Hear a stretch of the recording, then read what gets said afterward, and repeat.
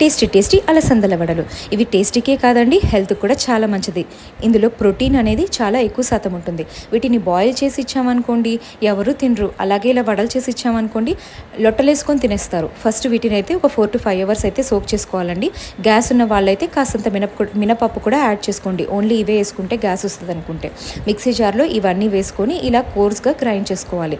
Water మాత్రం అసలు add చేయకూడదండి.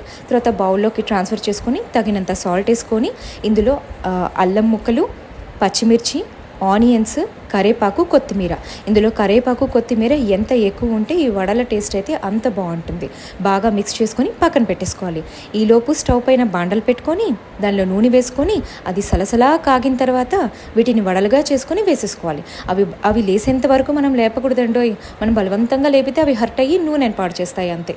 వాటంతట అవే పైకి లేస్తాయి. తర్వాత మనం ఫ్లిప్ చేసుకోవడమే. అంతే, టేస్టీ వడలు రెడీ.